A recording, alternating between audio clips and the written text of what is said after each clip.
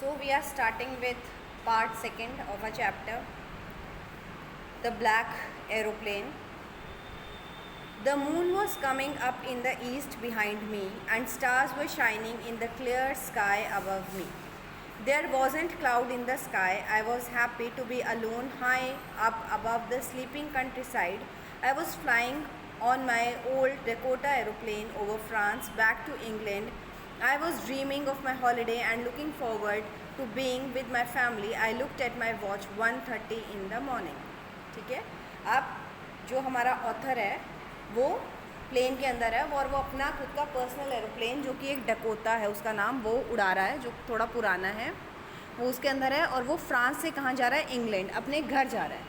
और जब हम अपने घर जाते हैं तो उसकी खुशी अलग ही होती है ना। हम चाहते हैं हम जल्दी से पहुँच जाएँ। और वो देख रहा है कि मौसम साफ़ है, चाँद सितारे सब उसको एकदम क्लियरली नज़र आ रहे हैं और रात के 1:30 बज रहे हैं। And he is very excited to go towards his home. I should call Paris control soon, I thought as I looked down past the nose of the aeroplane. I saw the lights of a big city in front of me. I switched on the radio and said, Paris control, Dakota DS-088 here. Can you hear me? I am on my way to England. Over. ठीक है, अब उसको जो है ऊपर से नीचे एक बड़े से शहर के अंदर रोशनी दिखी तो वो समझ गया कि वो शायद पेरिस में है और उसको इंग्लैंड जाना था ना। जब हम बाय एयर जाता है तो हमें कंट्रोल रूम में जो वो हमें बताता रहता है कि हमें कौन सी डायरेक्शन के अंदर जाना है, अब हमें कौन सी साइड जाना है। तो वो पेरिस कंट्रोल रूम में फ़ोन करता है कि मैं डकोटा 088 से बोल रहा हूँ और मुझे इंग्लैंड जाना है। अब उसको क्या रिप्लाई मिलता है? The voice from the radio answered me immediately. DS-088, I can hear you. You ought to turn 12 degrees west now. DS-088 over. अब जो कंट्रोल रूम से उसको आवाज़ आती है वो बोल रहा है कि आपको 12 डिग्रीज ईस्ट की तरफ, वेस्ट की तरफ मुड़ जाना है। ठीक है, I checked the map and the compass, switched over to my second and last fuel tank and turned the Dakota 12 degrees west towards England. ठीक है, उसने मैप चेक किया, अपने कंपस चेक किया, अपना फ्यूल टैंक चेक किया। अब वो जो था अपने लास्ट फ्यूल टैंक पे था, मतलब बाकी जितना भी उसका फ्यूल था वो ख़त्म हो चुका था, लास्ट टैंक था और उसने इंग्लैंड की तरफ जो है 12 डिग्रीज वेस्ट उसने मोड़ लिया। I will be in the time for breakfast, I thought. A good big English breakfast. Everything was going well. It was an easy flight. ठीक है, अब वो चलाते चलाते वो सपने देख रहा है। जब हम होते हैं ना, हम कहीं दूर होते हैं, अपने घर जाते हैं तो हम वही सोचते रहते हैं। तो वो सोचता है कि मैं सुबह ब्रेकफास्ट के टाइम अपने घर पहुंच जाऊंगा और वाओ कितना अच्छा ब्रेकफास्ट होगा, इंग्लैंड में आके इंग्लिश ब्रेकफास्ट में कितने दिनों बाद करूंगा, कितना मज़ा आएगा।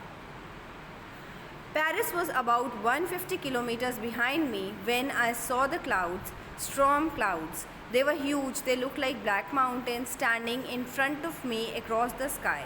I knew I could not fly up and over them, and I did not have enough fuel to fly around them to the north or to south. ठीक है, अब पेरिस से जब वो निकल गया, वो 150 किलोमीटर आगे जा चुका था तो अचानक जो मौसम है वो बिगड़ गया, बहुत तेज़ तूफ़ान आया और उसको पहाड़ों जितने बड़े बड़े जो क्लाउड्स हैं वो दिखने लगे।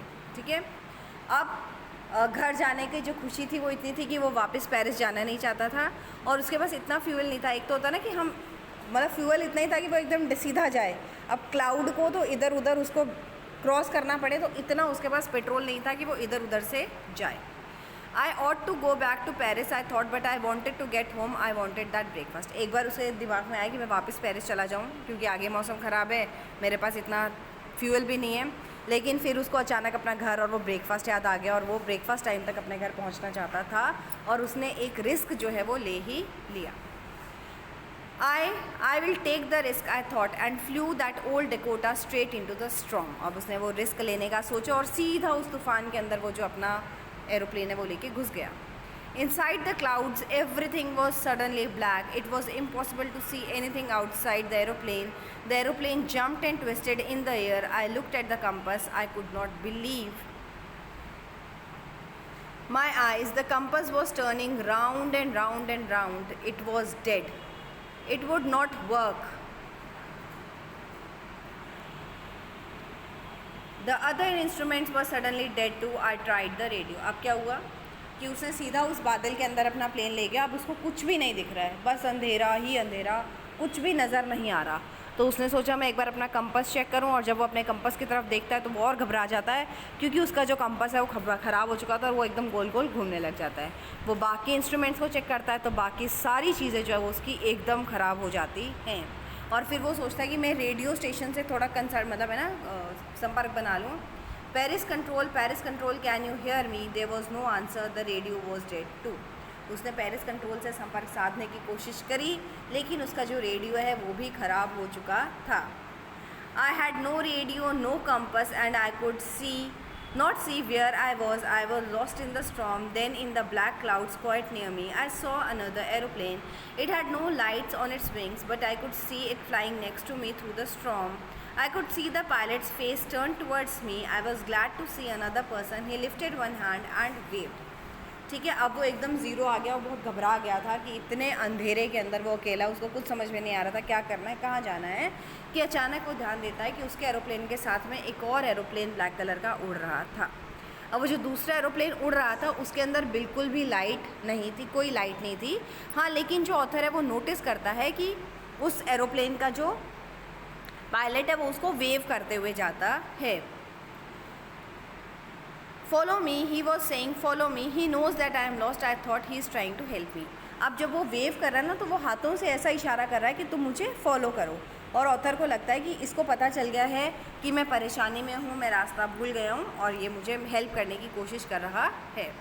He turned his aeroplane slowly to the north in front of my Dakota so that it would be easier for me to follow him. I was very happy to go behind the strange aeroplane like an obedient child. अब वो उसने अपना aeroplane थोड़ा आगे कर लिया ताकि उसको आराम से फॉलो कर सके, और ये बहुत खुश था और ये एकदम होता है ना आज्ञाकारी बच्चे की तरह उस एरोप्लेन को फॉलो करने लग गया, एकदम उसके पीछे पीछे चलने लग गया। After half an hour, the strange black aeroplane was still in front of me in the clouds. Now, there was only enough fuel in the old Dakota's last tank to fly for over 5 to 10 minutes more. ठीक है, अब उन्होंने जैसे तैसे आधे घंटे की flight के बाद में वो क्लाउड्स कहीं ना कहीं पार कर लिए, और अब जो इसके एरोप्लेन के अंदर, हमारे ऑथर के एरोप्लेन के अंदर, उस डकोटा के अंदर इतना ही फ्यूल था कि वो ज़्यादा से ज़्यादा 5 या 10 मिनट और चल सके। I was starting to feel frightened again, but then he started to go down and followed through the storm. ठीक है, अचानक अब ये फिर डरने लगे, इसको लगा कि अब फ्यूल ख़त्म हो जाएगा, क्या होगा फिर। लेकिन अचानक वो देखता है कि जो सामने वाला एयरप्लेन है वो नीचे जाने लगता है। इसका मतलब है कि वो लैंड करने के लिए जा रहा है, और ये उस तूफान के अंदर उसको फॉलो करने लग जाता है। Suddenly I came out of the clouds and I saw 2 long straight lines of lights in front of me. It was a runway, an airport. I was safe. I turned to look for my friend in the black aeroplane, but the sky was empty. There was nothing there. The black aeroplane was gone. I could not see it anywhere. ठीक है, और जैसे ही वो उस तूफ़ान से बाहर आया वो क्या देखता है, उसको एक रनवे दिखता है और उसको समझ में आ जाता है कि वो सेफली किसी एयरपोर्ट के ऊपर पहुंच चुका है। वो पीछे मुड़ के देखना चाहता है कि वो ब्लैक एरोप्लेन, उसका जो फ्रेंड जिसने उसको हेल्प किया, वो कहाँ है, लेकिन उसे कुछ भी नज़र नहीं आता है, सिर्फ एकदम खुला आसमान उसको दिखता है। I landed and was not sorry to walk away from the old Dakota near the control tower. I went and asked a woman in the control center where I was and who the other pilot was. I wanted to say thank you. अब वो फटाफट control room में जाता है क्योंकि उसे नहीं पता होता है कि उसने कहाँ लैंड किया है, और वो जानना चाहता है कि दूसरा एरोप्लेन कौन सा था, क्योंकि वो उसके पायलट को थैंक यू करना चाहता है। She looked at me very strangely and then laughed. Another aeroplane? Up there in the storm, no other aeroplanes were flying tonight. Yours was the only one I could see on the radar. अब वो औरत उसको क्या बोलती है कि दूसरा aeroplane? कौन सा एरोप्लेन? इतने तूफ़ान के अंदर कोई भी एरोप्लेन नहीं उड़ रहा था, सिर्फ एक आपका ही एरोप्लेन है जो हमें रडार पर दिख रहा था, इसके अलावा कोई भी एरोप्लेन नहीं था। So who helped me to arrive there safely without the compass or a radio and without any more fuel in my tanks? Who was the pilot or the strange black aeroplane flying in the storm without lights?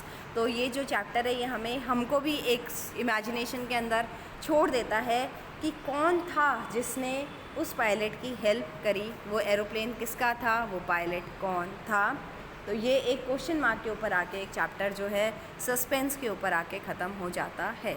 So I hope आप सबको ये chapter जो है समझ में आया होगा।